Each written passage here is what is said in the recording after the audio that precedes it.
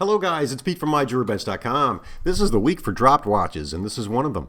I have this beautiful Rolex blue dial, blue bezel, two-tone gold Submariner that was recently dropped and looks like it's got some problems. You can tell it's not running at all, no matter what I try to do from the outside. So we're going to have to open it up, take a look inside, and get working on this. Now, I did find that this watch in particular had some problems with some broken parts, mainly jewels, and we did have to replace a few of those. And once we did that and did a full service, it was up and running again. So let's get started.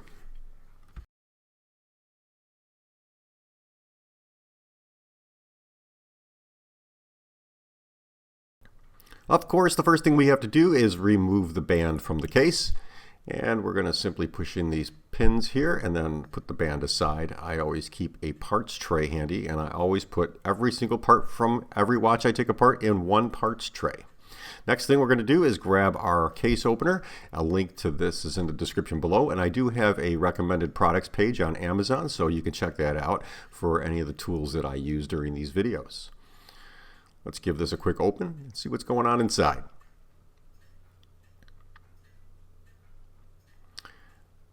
Next thing we have to do is remove the automatic winding system. Now, in this particular case, this watch, when you went to wind it, the weight would just kind of spin around, which tells me that the winding system is completely dirty or locked up, seized in some way. So we're going to take these two screws out.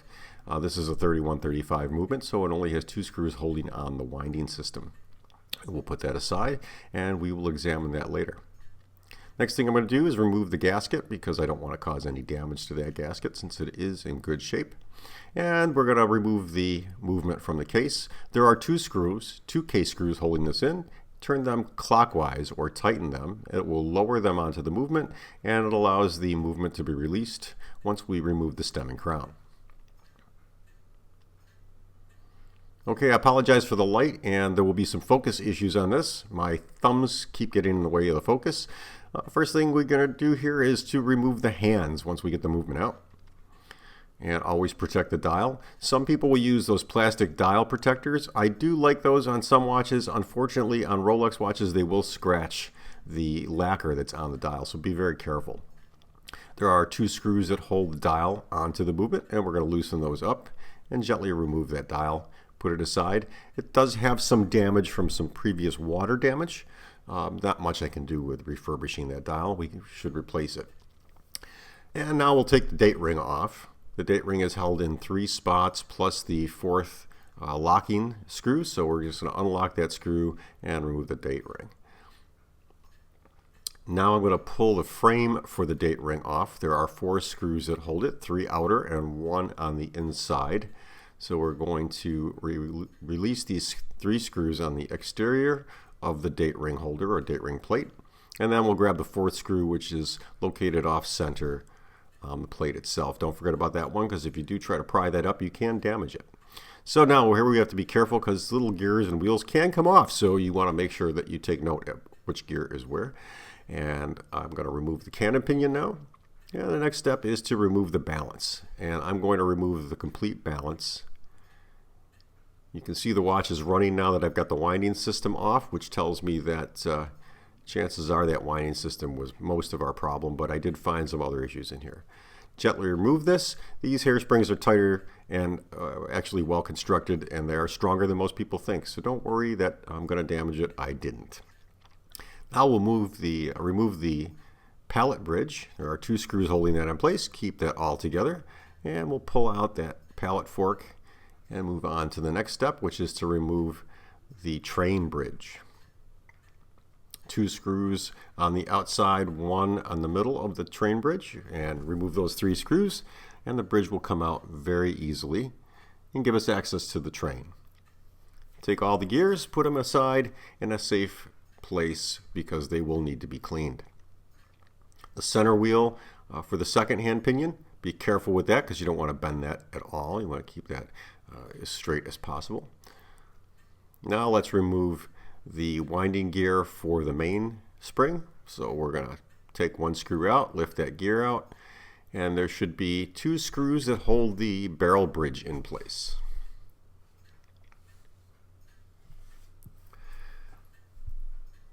1 and 2. Let's pull that bridge off. Put that aside, and we'll pull the mainspring barrel out. Next thing I want to do is take the center wheel out of the watch, and to do that there is a little bridge there that holds that center wheel in place. We're going to remove those 2 screws, pull the bridge out, and that gives us access to that center gear. The next thing is the clutch bridge. I'm going to take those 2 screws out. That does also hold the hack in place. The hack is the little piece that locks the balance when you pull the stem out to the second position. So take note of that. You don't want to lose that. And we'll pull the clutch system out and put that aside for cleaning. And I did notice that there was a lot of oil in this. Looks like somebody over-oiled it at some point in time. And examining this watch, I did find a couple loose jewels that I was able to press back into place. Now for the next step, we've got to open up this mainspring barrel and see what's inside, because no doubt this watch definitely needs a new mainspring.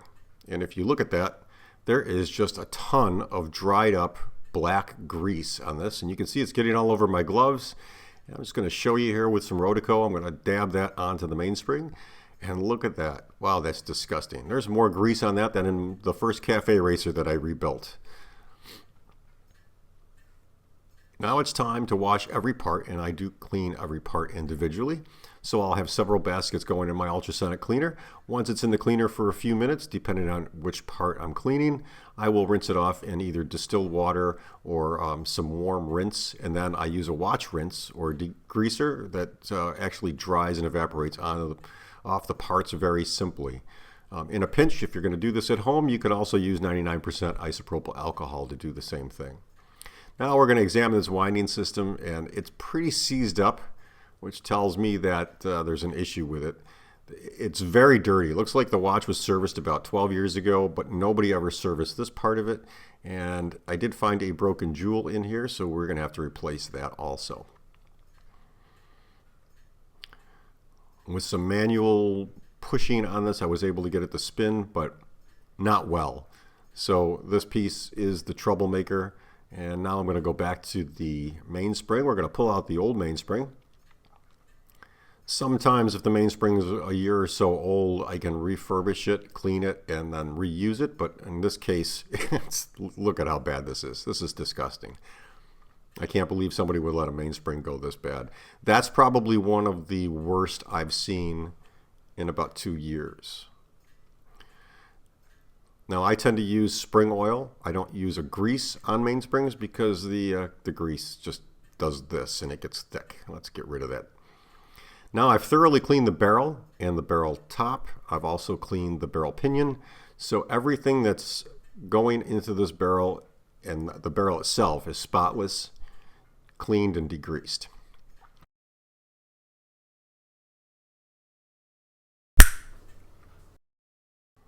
And just like that, the new mainspring is in the barrel, and I will give it some spring oil. Again, I use oil, I don't use grease. Let's put that pinion in place. Let's get the spring oil on it. I typically oil these in 4 locations, 3 on the top and 1 on the bottom of the spring inside the barrel. That's usually enough to keep the mainspring running for about 5 years if taken care of properly. We'll cover up this barrel and squeeze it together. These are small enough you could just use your fingers to close them up and get them ready. Once that's done, I'll put the mainspring barrel aside and get ready for assembly. Remember, every part of this watch has been cleaned and ready to be assembled. The first thing I do is I put the clutch in place, and the reason I do that is because I like to insert the stem and then test the clutch and setting gears to make sure that they're in good working condition. And then while I'm doing that, I can give them a little bit of service and oil while I'm examining their operation, just to make sure that everything works correctly. Again, I apologize for the lighting. I just couldn't get my camera to focus well and couldn't get it to adjust. So here I'm just going to oil each of the locations where Rolex recommends oil, and then the little spots where these clicks and springs rub against each other, just to make sure that they run smoothly.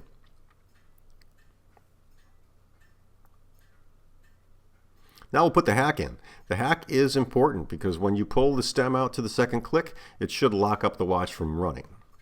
And we'll put the clutch cover back onto the watch, and there's 2 screws again that go back into this, so make sure that you keep everything together. Remember where all your screws go. And just be gentle with these. You don't have to manhandle them or force them, but you do want to make sure they're tight.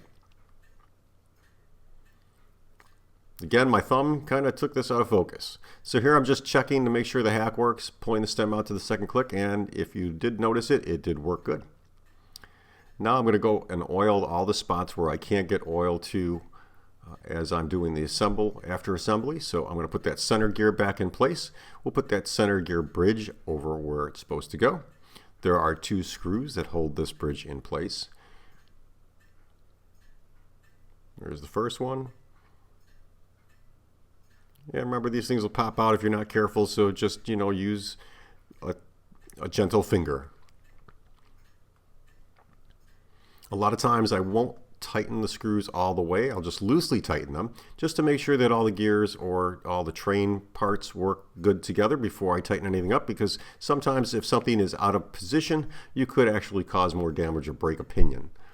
So remember, screw them down lightly and leave them a little bit loose. Test, and then when everything is seated in proper place, then you can go ahead and screw everything down tight. With that done, I'm going to flip this over. We're going to put the cannon pinion back on. I'm going to assemble the front of this watch, or the top part of this watch first, just to make sure that the top part is good. Now we're going to put the hour wheel on the watch. Again, I apologize for the misfocus. Now I'm going to put the manual date gear back in place, and we will assemble the date ring bridge to the upper side of the watch movement. It only goes in one position, so make sure that you've taken note as to the position that your watch goes together in. I'm going to start with this center screw. Again, I'm going to loosely tighten it. I'm going to leave it a little bit loose as I'm working with this plate, because I don't want to cause any problems to some of these jewels, as they can pop out or get broken. Once I've done that and tested everything, I will go ahead and insert the other 3 screws. And again, there are 3 screws on the outside, 1 in the center. Remember that when you're reassembling. And now we'll tighten these down and make sure that everything is in good position. Again, it's always a good idea to check everything as you're reassembling the watch to make sure everything is working properly and that the gears and the set wheels all turn and work the way they should. Okay, let's start with the main assembly. We're going to put the mainspring barrel back in, and we'll put the first gear in. We'll get the escapement gear in, and we'll put the second hand pinion and wheel back in, and of course the second gear. And we'll put our train bridge back in place. This Rolex watches kind of seat themselves pretty good if you're lucky and you've put everything back together properly, and it'll just kind of fall into its little groove, and then you don't have to do too much work to get these little gears and pinions back in their proper place. Again, you want to check the train and make sure that it runs smooth before you screw down and tighten any of the screws. I will always start with that center one because it does hold the bridge in place and allows me to check the gears, and then we'll move on to the outer 2 screws. Again, we're only going to loosen these, we're going to tighten these down loosely so that we can just check everything over and over to make sure that there's no damage being caused by our assembly. And I just can't get that camera to focus. Okay, now that that's done, we'll put the barrel bridge back in place. There are 2 screws that hold the barrel bridge.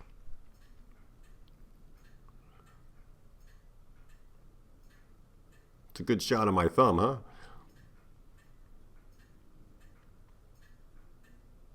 Remember, you should always use a screwdriver with the width of the screwdriver head. So if you have a 1mm screwdriver, you want to use a 1mm screw. You want to use a 1mm screwdriver.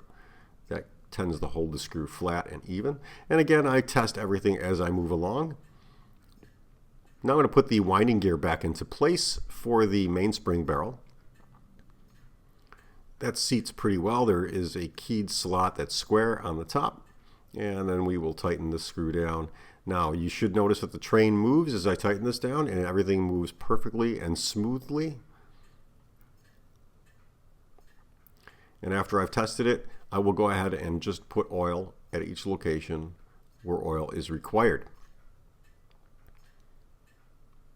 Now we're going to finish the assembly of the train by assembling the pallet fork and the pallet fork bridge. Now this is a tricky part. This is a very delicate part. So when I say that most of these parts are pretty sturdy and pretty durable, this particular this pallet fork is a gentle piece, and you should handle it with extreme caution. First, we're going to seat that bottom pinion in place into its jewel, and then we're going to work on this tricky part with getting the upper plate in place. And this is where I spend the most time, making sure that everything is seated correctly.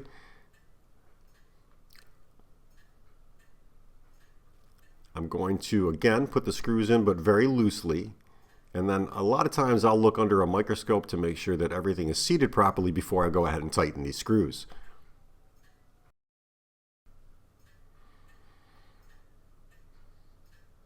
Just use particular caution when working on this part, because you can put too much pressure on the pallet fork pinion and break it, and that is a $130 part. Once I've got everything seated, I'm just going to give everything a test. I'm going to give this a little bit of a wind to make sure that there's pressure on the train. And then I'm going to test the pallet fork to make sure that it swings back and forth. And I typically use a dried oiler to prop that back and forth. We don't want to get any oil on the pallet fork itself at the end, but we do want to test it to make sure that it's going to click back and forth. And unfortunately, it's out of focus, but it is clicking back and forth. And the last part of the train is to put the balance back in. So again, the balance has been completely serviced, and we are going to place it onto the frame of the watch, and we're just going to make sure that it is in the proper position. It's not overbanked, and it takes right off. Again, this is another piece that you want to be careful with when you put the screws in there. You don't want to tighten them up unless you make sure that the balance staff is seated properly at its pinions in the jewel. I've seen a few people break balance staffs doing this, and balance staffs on a small watch like this, even the best will tell you, is a long and arduous job to change. Again, we got some great focus of my thumb, so I'm going to try to move that over. I will typically tighten these screws down very gently and a little bit at a time, and that's with any watch, any balance staff, just to make sure that it's seated properly. Now I'm going to flip this back over. We're going to work on the upper side of the movement. We're going to put the date ring back into place, get it seated and locked into place. With that done, I can insert the dial, and then again there are 2 dial feet here, so we're going to tighten up those dial feet so that the dial remains connected firmly to the watch frame. Now this is a good time to find out where the midnight position is, so pull out the stem to the second click and then turn and run the time forward until you get a date change, and that gives you approximately midnight.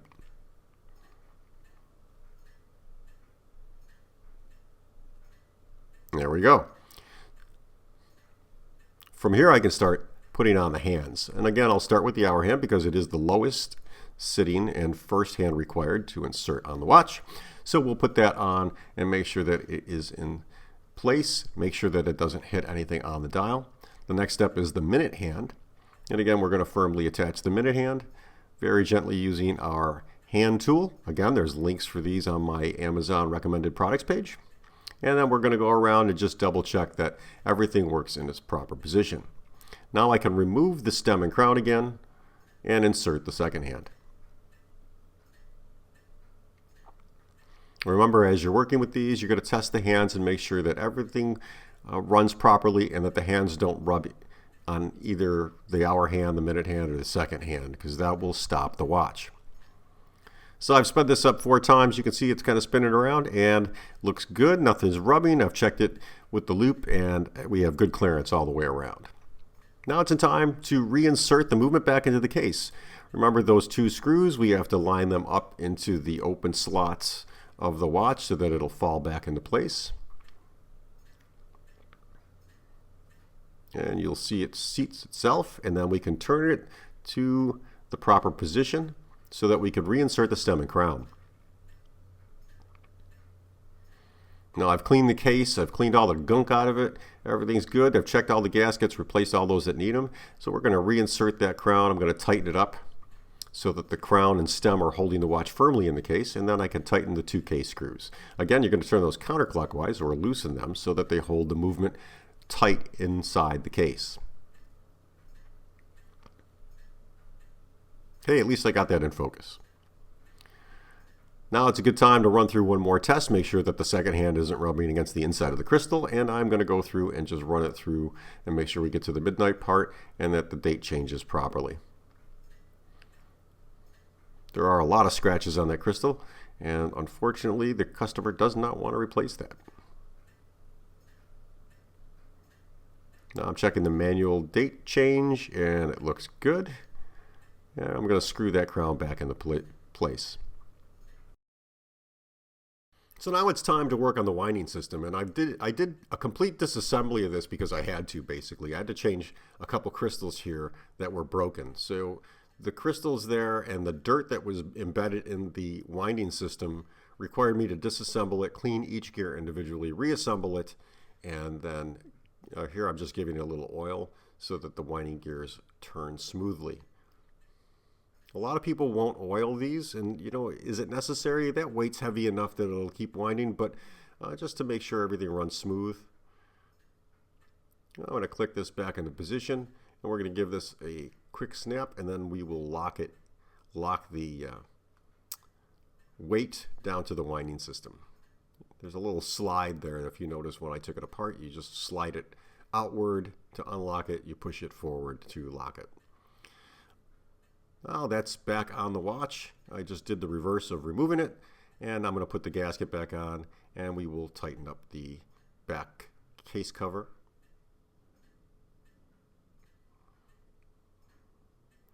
And then we'll use our handy dandy case tool to tighten it down. I will give this a test. I did test it not in the case just to make sure. I did change the gasket, not that it needed it, but just because I thought it was a little worn. And there you have it. The watch is done, and it is running. Now, I ran it through the timer. It is about 2 seconds off per week, but for a watch that is as old as this watch is, with as much wear as it's had over the years, I think a couple seconds per week is pretty good. So that's pretty much a complete service of this beautiful Submariner. I hope you enjoyed this video, guys. If you did, please give it a thumbs up or give me a rumble. Depending on where this video is, I'm going to put them both on YouTube and Rumble. If you want to get more information on the recommended products that I use, go to my website, www.myjewelrybench.com, or hit the description in the box below. Thanks for watching, guys. Have a great day, and again, I hope you enjoy this video.